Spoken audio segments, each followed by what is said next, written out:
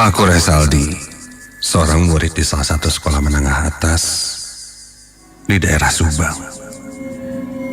Aku termasuk orang yang tidak percaya akan hal-hal yang gaib, hantu, yang menurutku hanyalah hayalan-hayalan orang penakut. Tapi semuanya berubah ketika hari itu tiba, hari di mana aku benar-benar merasakan ketakutan. Hari itu sekolahku mengadakan kegiatan camping di salah satu curug yang berada di sekitaran sana. Setelah semuanya siap, panitia memberikan kode untuk seluruh murid berangkat. Ikut rombongan yang sudah disiapkan. Jam 10 pagi kami berangkat dari sekolah. Selama perjalanan, aku dan teman-temanku asik ngobrol bercanda, sehingga membuat perjalanan tak terasa lama, sangat cepat. Sekitar jam 12 siang kami sampai. Sampai di sana, aku dan semua murid yang ikut langsung melaksanakan kegiatan yang sudah diatur oleh panitia. Membuat yel-yel, tenda, baris berbaris, membagi kelompok. Posisi kami membangun tenda cukup dekat dengan curug atau air terjun. Sangat nyaman menurutku. Selain udaranya yang sejuk, di tempat ini aku bisa melihat pemandangan yang belum pernah aku lihat sebelumnya. Waktu pun berlalu. Sekitar jam 4 sore, aku dan teman-teman kelompokku beristirahat sejenak di dalam tenda, sambil menyantap makanan yang sudah disiapkan oleh panitia. Setelah beristirahat, salah seorang dari temanku mengajak untuk bermain di dekat curug. Dia mengajakku dengan penuh semangat. Katanya ada spot bagus untuk foto. Kami pun berangkat ke sana. Kurang lebih sekitar 500 meter dari tenda. Sampai di sana, ternyata benar saja. Pemandangannya bagus dan cocok untuk berfoto. Airnya pun sangat bersih, bahkan membuatku turun dan berenang di sana.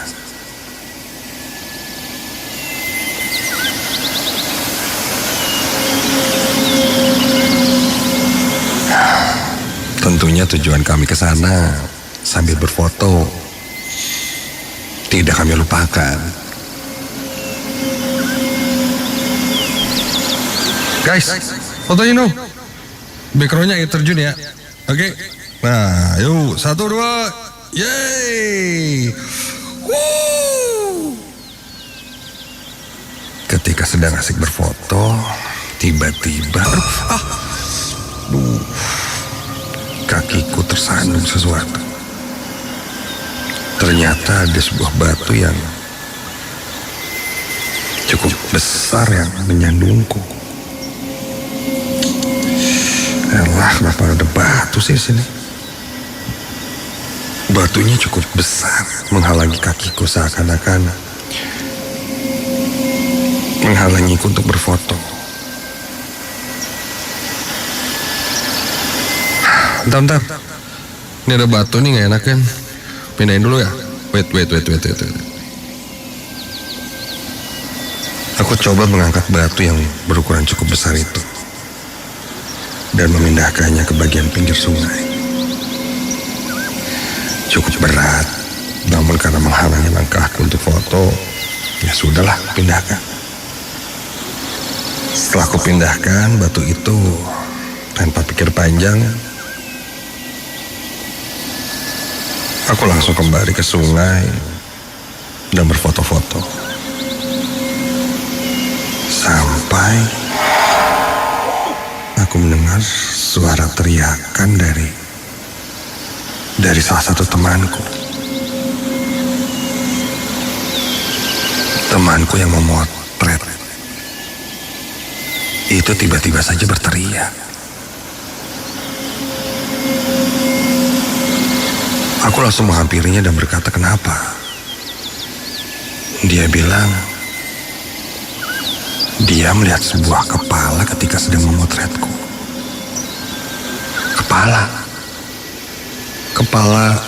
Kepala maksudnya. Dia mengangguk ketakutan. Mendengar itu sih aku tidak terlalu percaya. Tapi dari raut wajahnya terlihat serius, sangat ketakutan. Dan akhirnya kami pun putuskan untuk kembali ke tenda.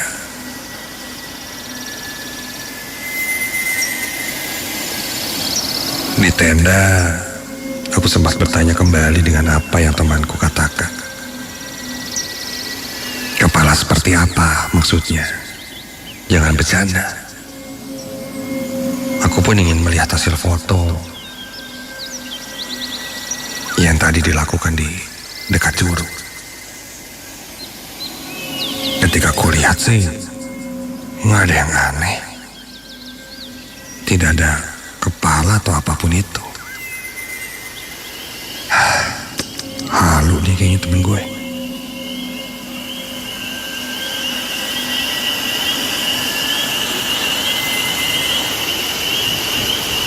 Malam pun berlalu.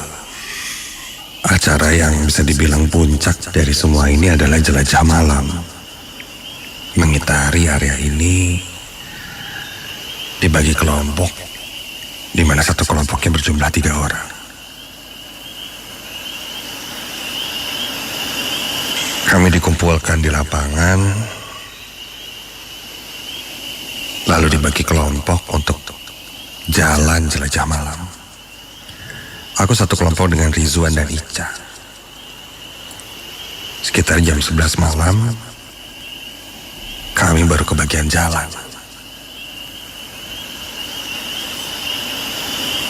Jelajah malam hanya dibekali 1 senter saja.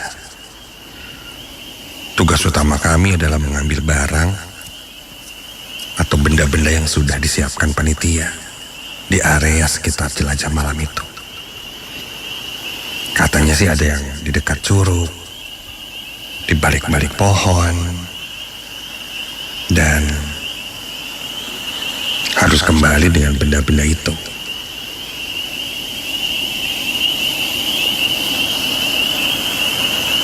Untungnya tadi aku sempat ke curug, jadi cukup hafal lah jalan menuju curug. Aku pun memimpin perjalanan.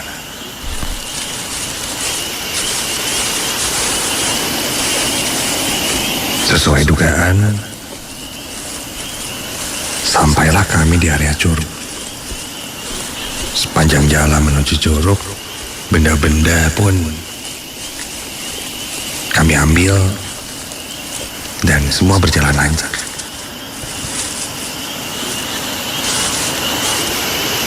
Di area curug kami mulai mencari barang yang disimpan oleh panitia. Barang atau benda ini sesuatu yang berwarna sesuai dengan kelompok. Misalnya aku merah, ya harus mengambil benda yang berwarna merah. Entah apapun itu, bisa bendera, gelas, bahkan buah-buahan yang berwarna merah. Kami mencari warna merah di sekitar area curug.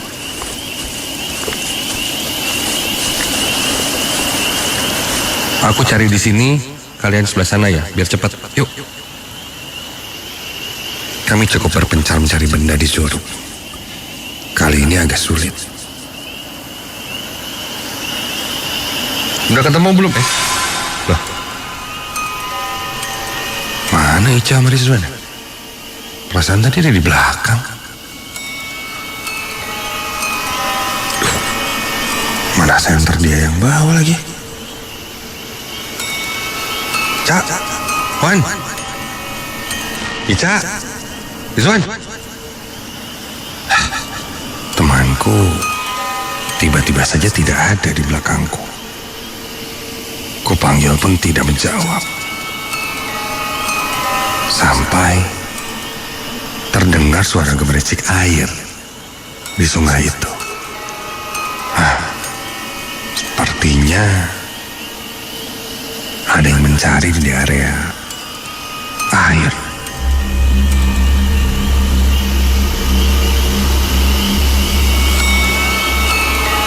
Dan benar saja aku lihat Ica dan Rizwan sedang duduk di dekat batu yang ada di pinggir sungai di area curug. Posisinya lumayan tidak jauh dariku. Cak, Wan, ada di situ barangnya. Namun mereka tidak menjawab. Kenapa sih? Aku pun menghampiri mereka untuk lebih dekat lagi.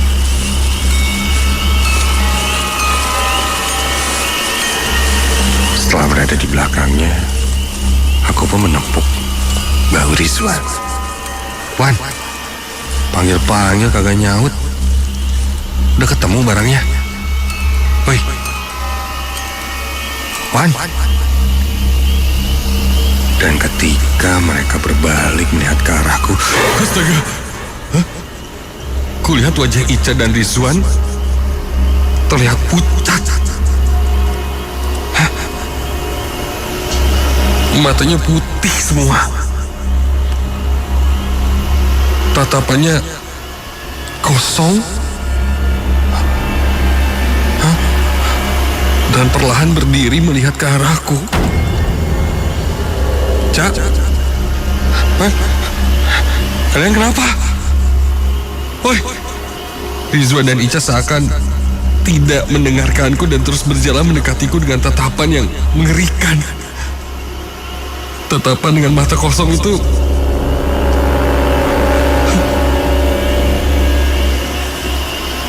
terus melihat ke arahku. Sampai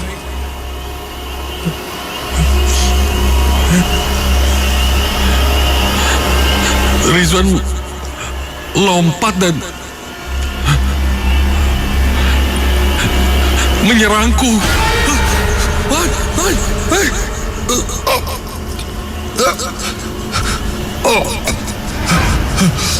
Takut tertindih Rizwan yang lengannya berusaha untuk memegang leherku. Wan, istighfar, Wan, woi. Dan sama terdengar Rizwan berbisik sesuatu padaku. Batu air dipindahkan. Batu, astaga. Dan tiba-tiba saja terdengar suara raungan yang sangat keras dan kencang menggema seisi daerah sana.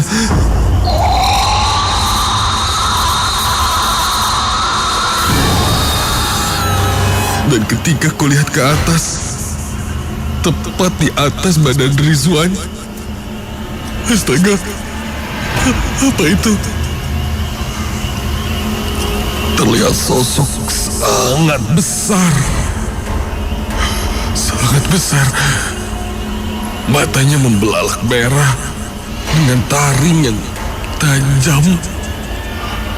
Mulutnya menganga.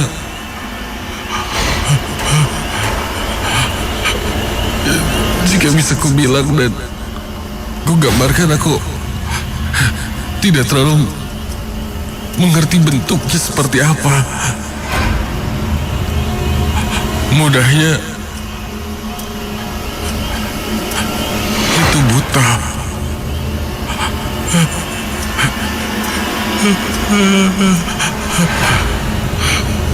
Energi yang sangat besar terasa olehku sampai Dadaku terasa sakit.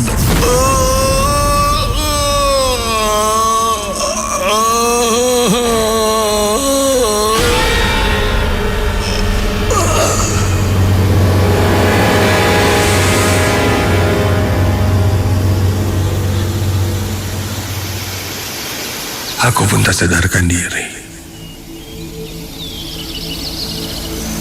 Keesokan harinya ketika sadar, aku sudah berada di tenda dengan teman-temanku yang mengerumuniku. Kulihat ada Rizwan dan Ica juga terbaring di sampingku. Katanya kami bertiga kesurupan di dekat curug. Mendengar itu aku benar-benar terkejut. Dan setelah cukup tenang, senior berkata, ada apa yang terjadi malam itu? Aku pun bercerita apa yang kami alami semalam. Dan aku pun menceritakan soal batu yang sosok kita sampaikan. Mungkin ini ada hubungannya dengan batu yang kupindahkan. Saat ditanyakan pada salah satu sepuh yang ada di sana, katanya memang benar. Apa yang sudah berada di sana jangan dipindahkan. Aku sudah melakukan hal yang salah. Kita tidak pernah tahu di dalam satu benda di hutan, terutama entah itu batu, pohon, apapun itu, mungkin ada yang menempatinya. Dan rasa ketidaktahuan itu dan keangkuhanku membawaku ke petaka dan melihat sosok yang sangat mengerikan.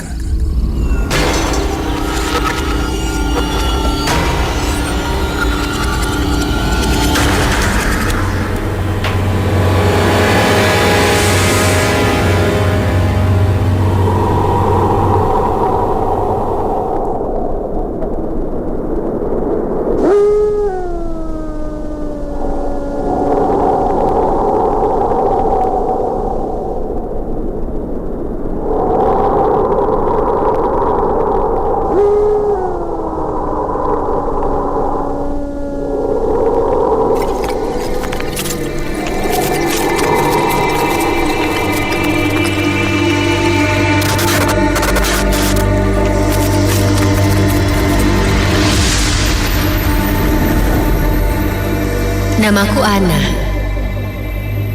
Saat itu, tetehku membeli sebuah rumah baru yang cukup besar. Dan untuk beberapa hari, aku dan orang tuaku pun tinggal di sana. Rumah itu baru seminggu kami tempati.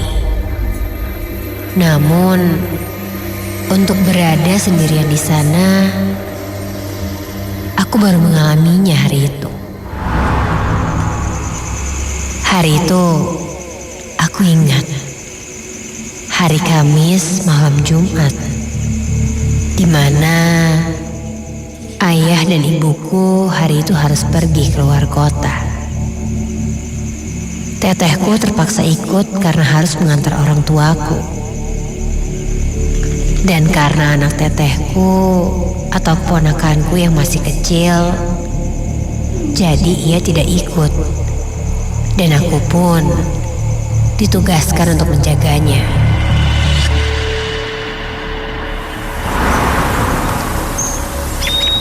Sekitar jam 7 pagi, keluargaku pergi.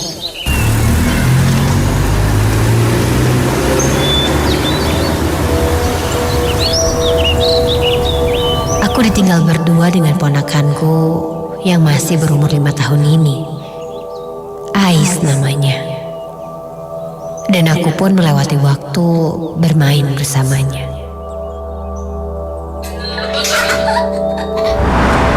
Bangunan rumah ini cukup besar. Di tengah ada sebuah cermin yang cukup besar pula. Entah kenapa hari itu Suasana di rumah ini nampak berbeda. Terasa sangat sepi. Untuk mengisi waktu, aku dan keponakanku menghabiskan waktu dengan menggambar. Ais suka sekali menggambar. Ia pun terlihat sangat senang ketika menggambar. Kuperhatikan dia sedang menggambar seorang perempuan. Kulihat terus sampai mulai terlihat jelas. Dia menggambar seorang perempuan dengan rambut yang panjang. Kupikir dia menggambarku. Tapi rambutku kan pendek. Aku coba bertanya padanya. Hei, kamu gambar siapa? Gambar tante ya? Ais menggelengkan kepalanya. Oh, gambar mom ya? Ia menggelengkan kepalanya lagi. Terus gambar siapa? Lalu Ais menunjuk ke arah cermin besar yang menempel di dinding. Aku perhatikan tidak ada siapa-siapa di sana. Ketika aku lihat lagi ke arah Ais, ia sudah tidak menggambar. Tetapi ia melihat ke arah cermin itu dan melambaikan tangannya. Aku langsung menarik Ais.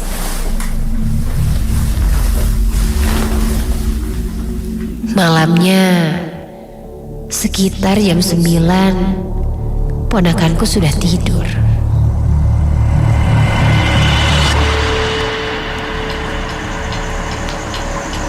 Aku hanya bisa menghabiskan waktuku untuk menonton TV.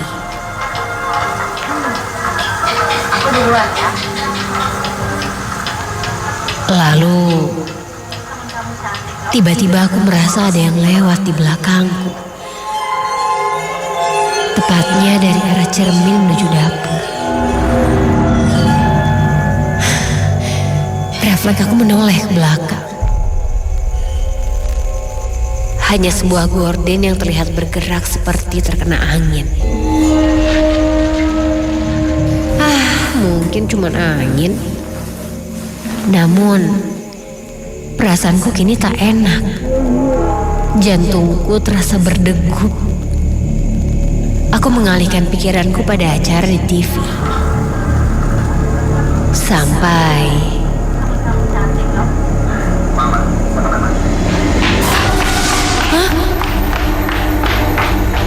seperti ada yang berlari di lantai atas. Aku berdiri untuk meyakinkan diriku. Tidak mungkin itu Ais. Dia kan sudah tidur. Perlahan, aku menaiki anak tangga demi tangga dan mengintip ke arah lorong di lantai 2. Di sana, aku merasa sangatlah ketakutan. Aku menengok perlahan dan astaga, di dalam sebuah kamar, aku merasa ada seseorang yang duduk, berbentuk bayangan hitam memunggungiku. Aku langsung berlari turun ke bawah.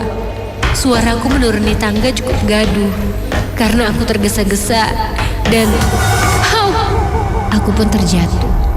Aduh, aku meronta mencoba berdiri. Sampai ketika aku terjatuh, nampak sebuah kaki berdiri di depanku. Aku pun meloncat kaget. Namun, ketika aku lihat lagi, di depanku tidak ada siapa-siapa. Ingin rasanya aku keluar dari rumah saat itu. Namun, Ais sedang pulas tertidur. Dan aku tidak bisa membangunkannya. Karena nanti ia menangis dan akan menjadi sangat repot. Akhirnya, aku coba beranikan diri kembali duduk di depan TV. Ku kencangkan volume TV untuk merubah suasana malam itu. Teman kamu cantik loh. Aku mulai merasa sangat ganjil berada sendiri. Jantungku berdegup. Di sekitar ruanganku ini seperti ada banyak sekali orang yang memperhatikanku, yang seakan-akan ingin membuatku keluar dari rumah ini. Tiba-tiba badanku terasa sangat panas, sedangkan kakiku dingin. Aku menarik kakiku sesegera mungkin. Aku mencoba membuat diriku setenang mungkin, tapi semakin aku mencoba tenang, aku semakin gelisah. Dan tak sengaja, sudut mataku melihat pada cermin besar di sebelahku. Aku merasa melihat sesosok wanita berambut hitam panjang, memakai gaun putih, berdiri di belakangku. Aku langsung berdiri dan berlari menuju pintu depan. Aku melihat ke belakang. Tidak ada apa-apa. Jantungku terasa semakin kencang berdegup dan perasaanku campur aduk. Dan ketika aku berbalik arah ke pintu depan, gorden jendelaku nampak sebuah bayangan hitam yang berdiri seperti mengintipku. Kakiku langsung lemas saat itu, dan aku sangat ketakutan. Dengan sisa keberanian, aku menuju ke kamar tetehku untuk membawa Ais dan menggendongnya. Kakiku sangat berat, seakan tidak mau lagi berjalan. Dan saat aku melihat ke kamar Ais,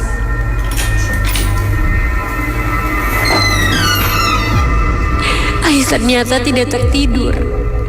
Ia tertunduk seperti sedang memandangi sesuatu. Ia memandangi sudut kamar sambil melambaikan tangannya. Aku langsung menarik Ais dan membawanya keluar kamar. Seketika, Ais langsung menangis saat menuju pintu depan. Dan entah kenapa, aku tidak bisa berlari. Kakiku sangat berat.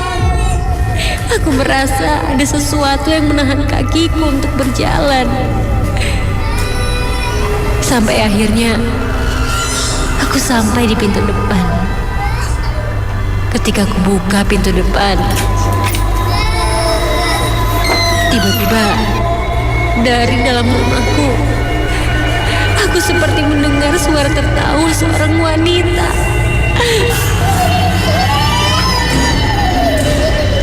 Aku langsung menutup pintu dan menunggu di luar.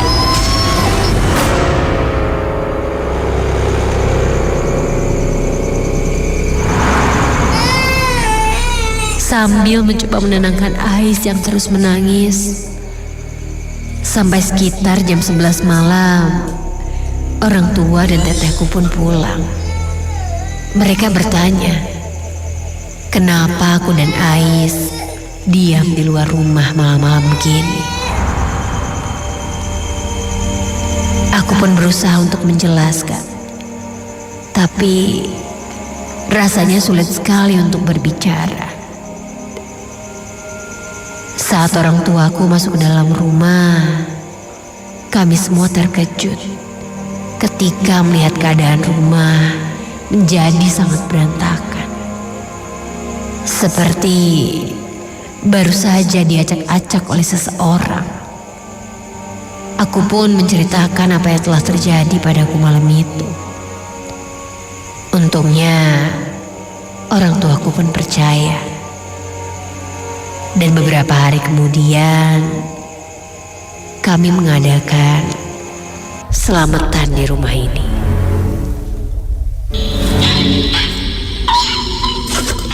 melihat.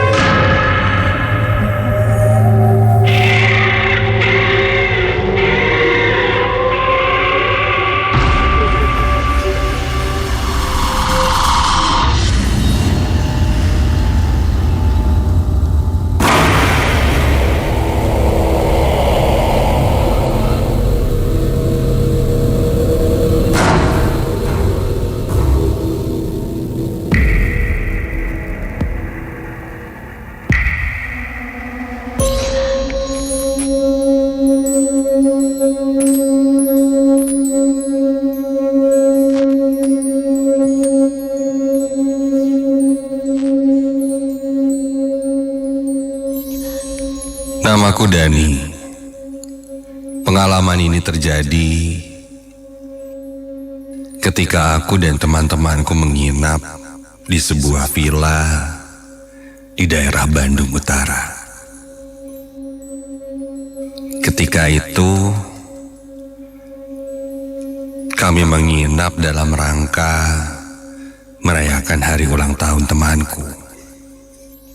Ratna namanya. Sejak SMA, aku, Ratna, dan ketiga temanku lainnya bersahabat.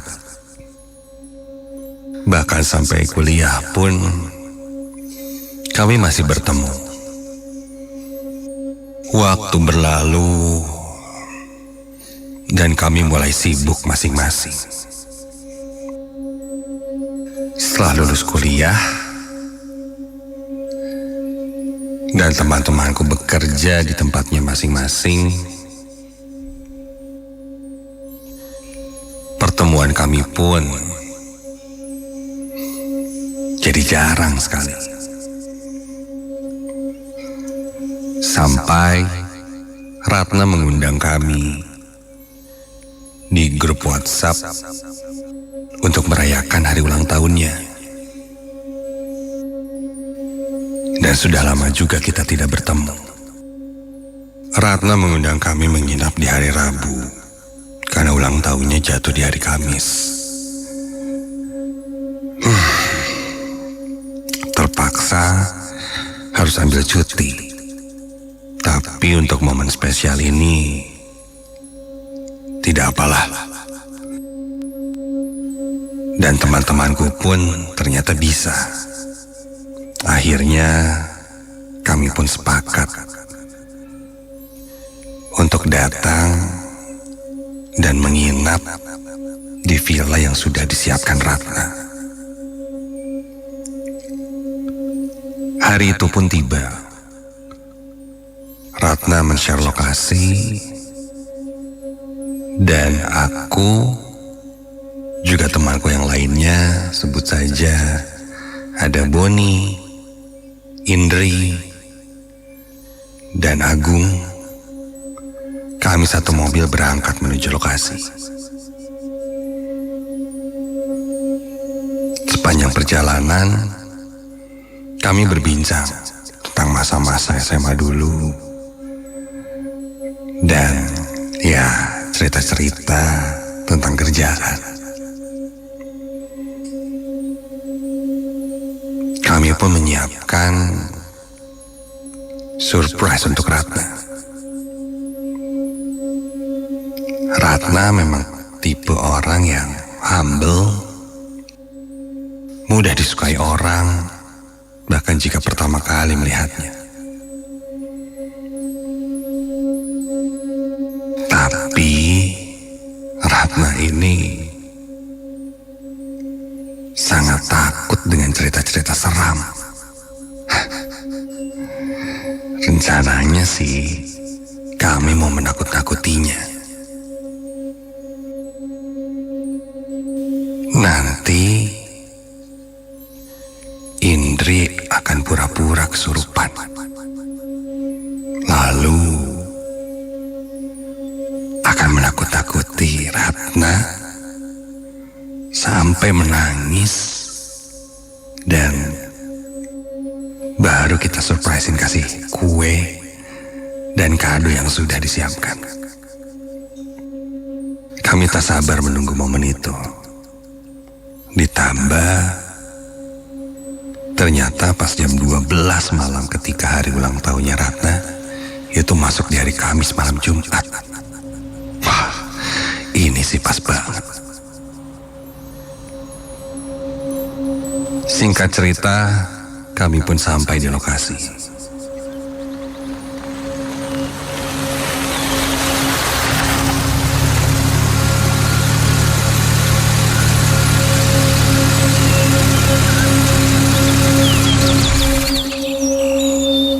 Ratna yang sudah berada di sana menyambut kami. Ketika itu, jam menunjukkan jam 5 sore. Sebenarnya cukup sulit menemukan tempat ini. Berada agak terpencil dan dikelilingi kebun-kebun dan cenderung jauh dari pemukiman orang-orang. Tapi melihat pemandangannya, hawanya, wah, seger banget sih.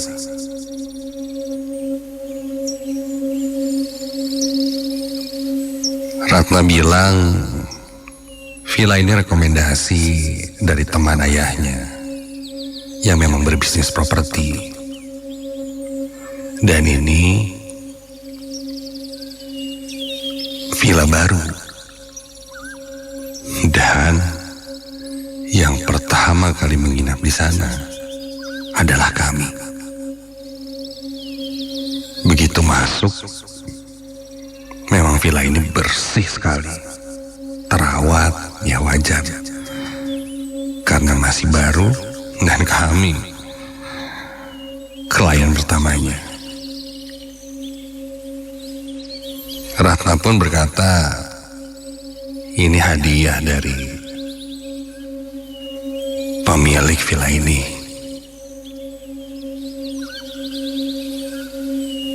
Ya, sekalian review dan merasakan bagaimana tinggal di sana. Kami pun sempat bertemu dengan pemilik villa. Sebut saja namanya Pak Ferry. Pak Ferry menjelaskan bahwa villa ini dibentuk untuk anak muda. Jadi bentuk bangunannya pun terlihat modern, minimalis, barang-barangnya juga lucu, keren, instagramable. Ya, sesuai lah dengan kebutuhan anak-anak zaman sekarang jika ingin staycation bersama teman-temannya. Dia nitip, kalau ada saran atau yang kurang, tolong diberitahu. Setelah itu Pak Ferry pun pamit pulang dan meninggalkan kami berlima di villa itu. Dibekali satu kontak warga lokal yang bisa dibilang yang akan membantu kami selama di sana. Namun dia tidak tinggal di sana. Jarak rumahnya dengan villa ini bisa dibilang 5 kilo. Jadi jika perlu apa-apa, kontak dia mungkin setengah jam sebelum. Tak masalah. Yang penting kita bisa merayakan hari ulang tahun Ratna dengan sempurna. Waktu berjalan, kami makan malam, saling berbagi cerita, hingga tak terasa hampir tengah malam. Ratna berterima kasih pada kami karena sudah mau datang.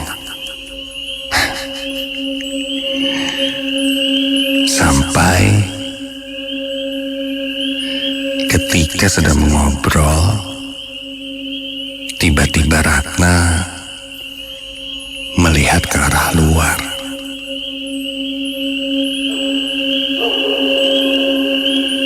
Dia terperanjat kaget ketika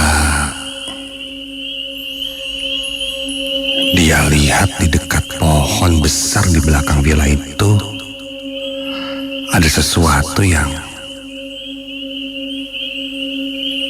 berdiri. Namun ketika dilihat lagi, tidak ada. Wajahnya sudah mulai terlihat pucat. Aku menyenggol Indri dan bilang ini momen yang pas untuk kita menakut-nakuti. Indri bilang tahan dulu, karena belum jam 12 malam.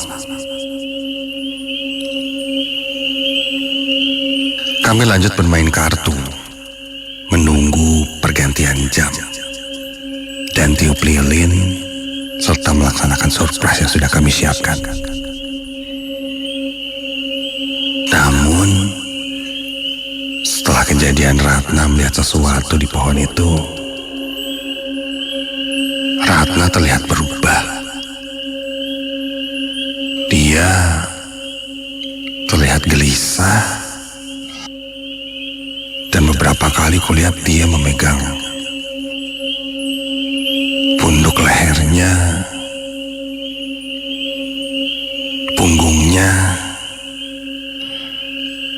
bahkan terlihat seperti orang linglung.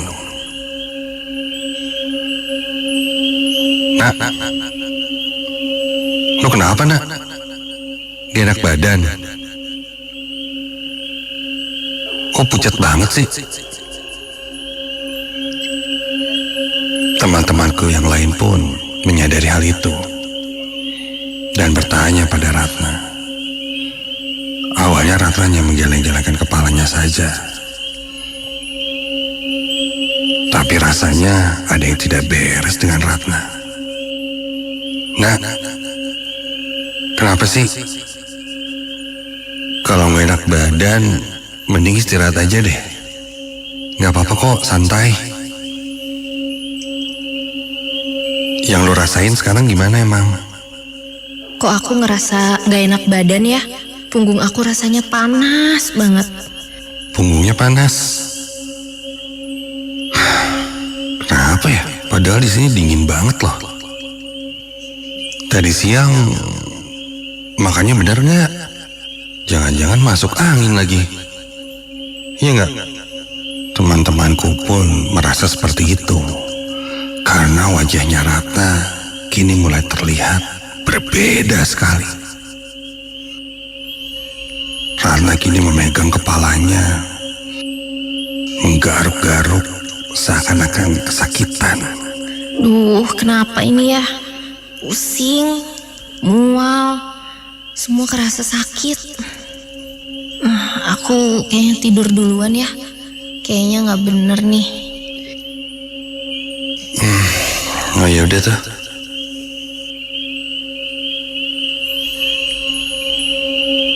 Ratna pun berjalan menuju kamarnya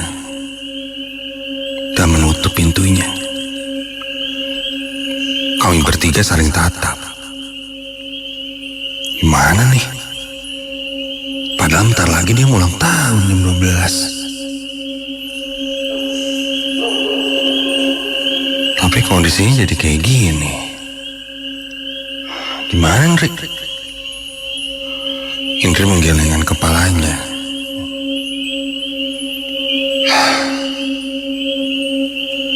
Kondisi yang tidak terduga terjadi.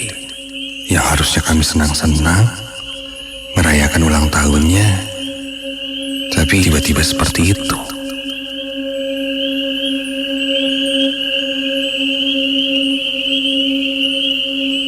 Ya udahlah, gak apa-apa. Kita kasih surprise aja. Jam 12 kita masuk ke kamarnya, bawa kue, gak usah aneh-aneh.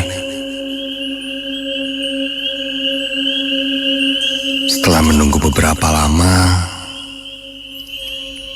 di jam 12 tepat, kami masuk ke kamar Ratna. Dan ketika ku buka pintu kamar Ratna, Ratna terlihat sedang duduk. Duduk di atas tempat tidurnya, jongkok, dengan posisi kedua lengan memeluk lututnya. Dia tertunduk. Wajahnya tak terlihat.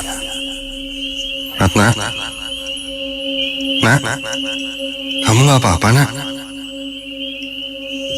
Tiba-tiba Ratna mulai menangis.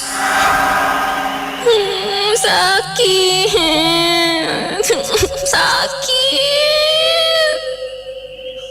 Dia meringis kesakitan.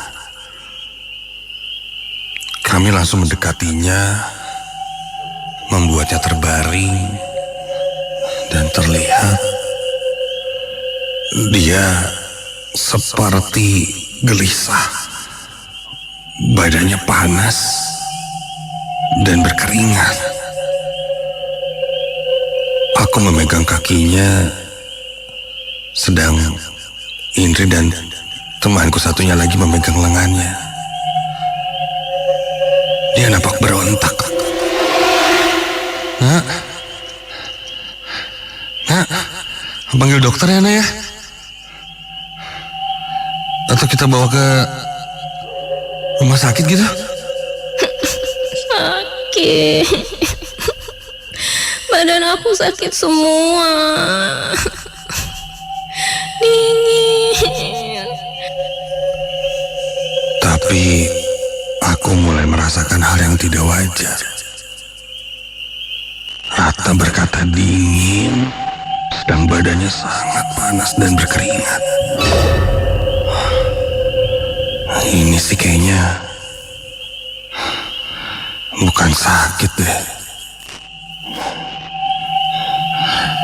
Aku meminta Indri untuk menghubungi penjaga villa agar dia lekas datang. Karena jaraknya jauh dan ini sudah tengah malam. Sepertinya harus buru-buru menghubunginya. Indri pun menghubungi si penjaga villa itu. Butuh waktu setengah jam untuk sampai ke sini. Sedangkan Ratna, gelagatnya terlihat tidak wajar kali ini. Terlihat Ratna sudah mulai tenang. Dia duduk, kepalanya masih menunduk. Wajahnya terlihat pucat sekali. Kali ini dia meringis, kesakitan, kedinginan. Bulu kuduku perlahan berdiri merinding. Sakit. Badan aku sakit. Badan aku sakit semua. Dingin. Gak ada yang nolongin. Tolong. Dan ketika aku perhatikan lagi wajahnya, wajah Ratna berubah. Tidak seperti dia.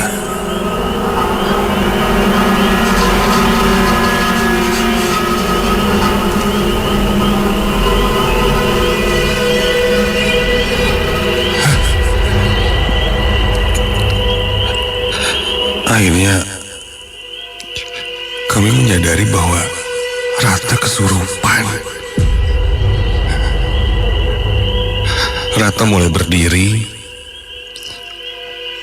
keluar dari kamar, berjalan lunglai.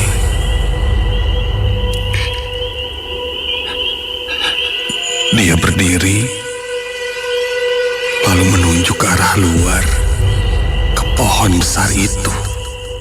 Pohon besar yang ada di halaman belakang.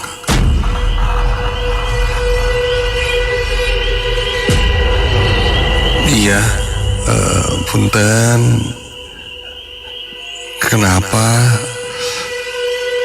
Kenapa masuk ke teman saya? Kami nggak ganggu. Mohon maaf kalau kami mengganggu. Kami semua kebingungan ketika itu. Hanya berharap penjaga villa bisa datang lebih cepat. Sampai Ratna yang kesurupan itu pun berkata sesuatu yang membuat kami ketakutan. Itu di sana, di belakang pohon gede. Dibawa ke sana, habis itu nggak ingat apa-apa lagi. Tahu-tahu udah sakit semua badannya.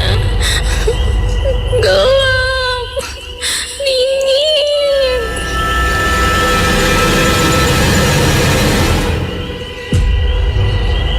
Sontak kami semua menjauh dari Ratna. Dari yang kami dengar, apa mungkin sosok itu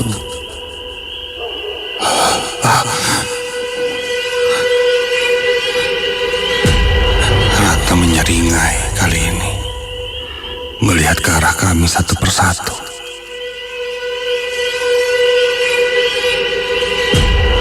Lalu dia tiba-tiba berlari keluar menuju ke arah pohon. Nah, Ratna!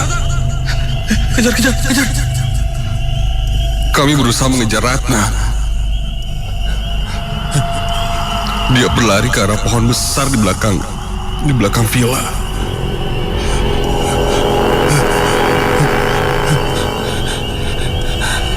Kami berusaha menariknya dan Ratna terus berontak. Hingga sampai di dekat pohon besar itu ternyata di belakang pohon besar itu jurang. Nah, istighfar, nah, sadar, nah. Kami semua berusaha menyadarkannya. Kali ini sosok yang masuk ke dalam tubuh Ratna yang awalnya menangis mengambil simpati kami kini berubah.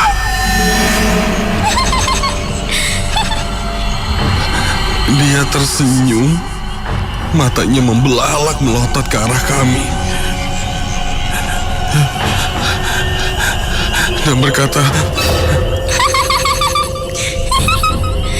Saya mau anak ini ikut saya. Sosok itu membawa tubuh Ratna berjalan terus ke belakang pohon, memaksa untuk loncat ke sisi jurang. Kami berusaha menahannya, terus menahannya. Badannya terasa sangat berat. Istighfar, nak, istighfar. Sampai tak lama kemudian, penjaga villa datang dan langsung berlari ke arah kami. Dia meminta kami untuk langsung menggotong, membawa paksa Ratna menjauh dari pohon itu.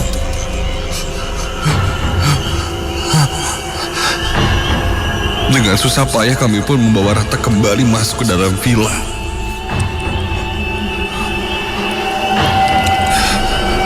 Penjaga villa itu lalu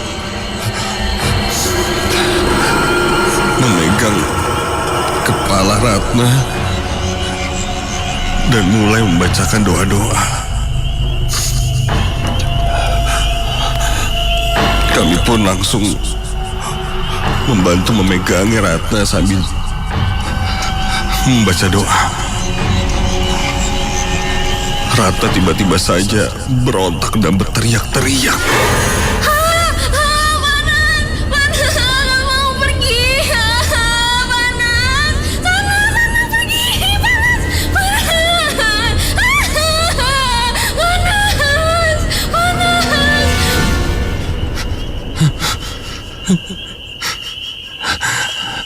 Tak lama Badan Ratna pun terkulai lemas. Sosok itu sepertinya sudah pergi dari tubuh Ratna. Setelah itu kontan aku menengok ke arah pohon. Dan ketika aku lihat, astaga, terlihat ada sosok perempuan tinggi besar, hampir setinggi pohon yang besar itu. Rambutnya menjuntai sangat panjang, dengan baju putih lusuh yang terlihat seperti kain yang terkibas oleh angin. Samar dari kejauhan pun terdengar suara cekikikan yang terdengar dari dalam telingaku. Aku langsung membuang wajahku. Dan penjaga villa itu langsung mengusap wajahku dan mintaku untuk istighfar.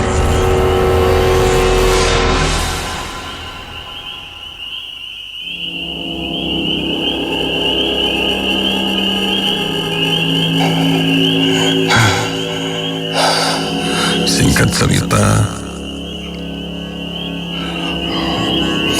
malam itu pun berlalu dengan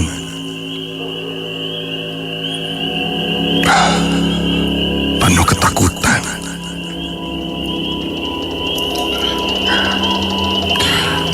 Hari ulang tahun Ratna menjadi berantakan.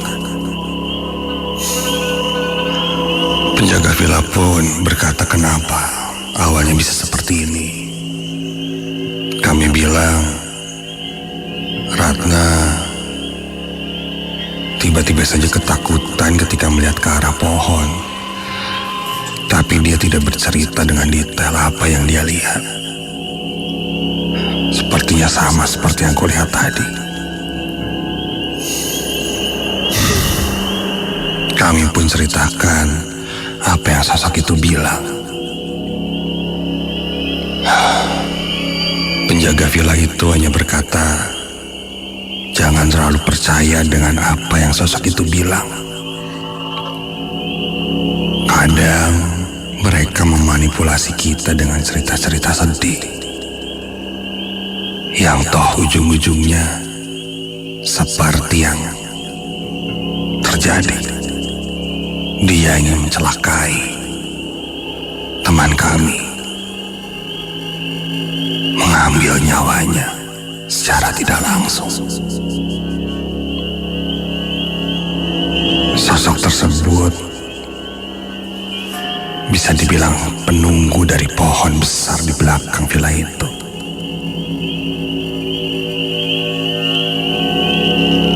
Pohon yang cukup dikeramatkan dan tidak bisa ditebang. Beberapa kali berusaha ditebang, namun pohon itu terlihat sangat kokoh. Bahkan para penebang